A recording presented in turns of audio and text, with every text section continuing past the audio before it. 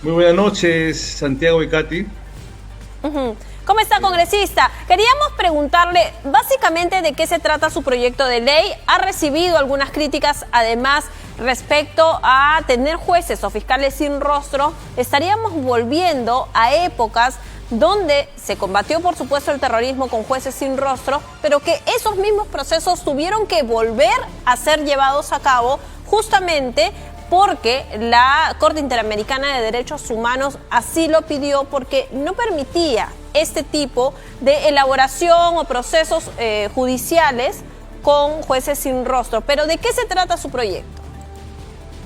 Bueno, en primer lugar, se trata de un proyecto que autoriza la creación e instalación de tribunales sin rostro para la investigación, juzgamiento, sanción de los delitos cometidos por organizaciones criminales, para preservar la identidad de los magistrados, fiscales y fortalecer la lucha contra la criminalidad.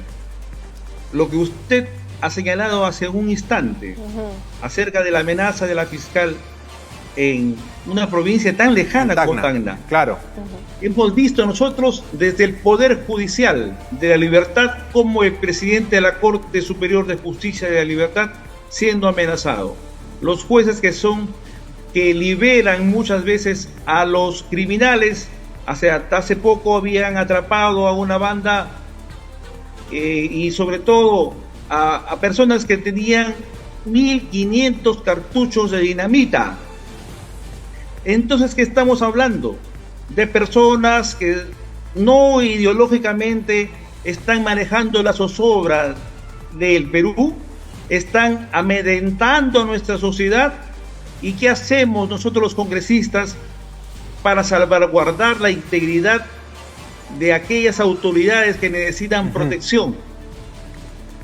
Nosotros, por ejemplo, contamos con seguridad del Estado, más o menos el presidente de la Corte Superior de cada región tiene, creo, un personal de seguridad del Estado.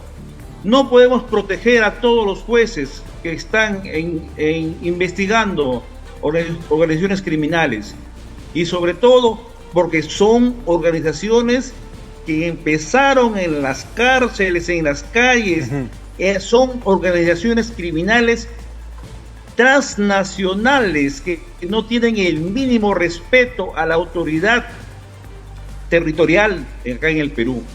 Es por ello que eso nos amerita a tomar medidas extremas. Situaciones extremas, tenemos que tomar medidas extremas. Correcto, congresista. ¿Y se ha calculado en su propuesta cuántos jueces y cuántos fiscales pasarían a este régimen? O sea, ¿se tiene un número, por ejemplo? Mire, eso tenemos que manejarlo y trabajarlo en conjunto con el Poder Judicial, porque definitivamente se tiene que crear nuevos, unas unidades que tengan un trabajo concatenado del Ministerio Público con el Poder Judicial. Es decir, unidos como estuvieron hace algunos 25 a 30 años cuando la Fiscalía no se separaba del Poder Judicial.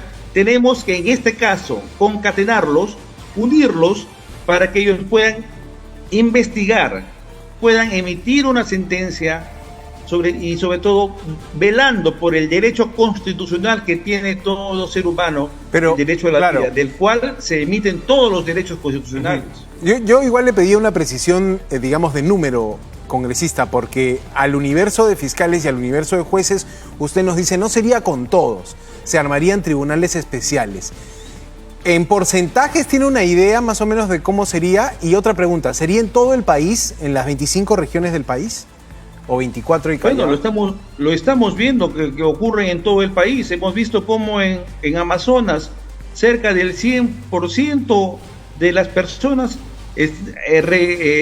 han mencionado que están siendo extorsionadas. Hay un gran porcentaje, ha aumentado el 100% de denuncias por extorsión. Hay el 44% en la región de La Libertad, y en general a nivel del Perú se ha mencionado que hay una elevación mayor del porcentaje de extorsión. Hemos visto cómo, por ejemplo, en la región de La Libertad, una empresa ha sido prácticamente se ha activado explosivos en 3 oportunidades. Y entonces, ¿ante qué nos estamos enfrentando? Ante otra forma de terrorismo. Hay que decirlo. Es una forma de terrorismo que ya no es un terrorismo ideológico, es un terrorismo emanado de bandas criminales, tal como ha ocurrido en El Salvador, tal como ha ocurrido, como está ocurriendo en el Ecuador. No podemos permitir que eso ocurra en el Perú.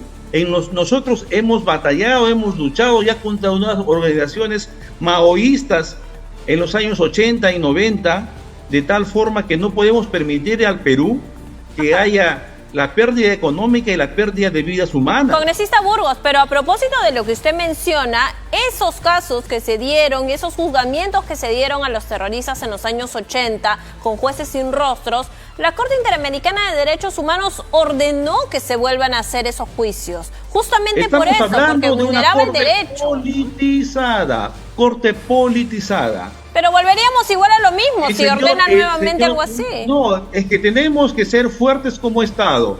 La política de Estado que se dio en la época del señor Alejandro Toledo Manrique con el señor Diego García Sayán permitieron la liberación de cientos de terroristas. Y eso hay que decirlo. No era una política de Estado, era la política de Estado de beneficiar a los que apoyaron a que asuma el gobierno de Alejandro Toledo Manrique. Congresista, fue Alberto Fujimori el que decretó esos indultos justamente por inocentes, ¿no? Porque había habido juzgamientos a inocentes. El porcentaje es muy bajo de error, pero ante un problema mayor de criminalidad, nosotros tenemos que pensar que son bandas criminales y estamos defendiendo el derecho de todos los peruanos. ¿Y qué hacemos, congresista, le pregunto, sacando un poco el apasionamiento, ¿no? Porque en este caso creemos que la legislación ayudará si es una legislación correcta, clara, aplicable, realizable.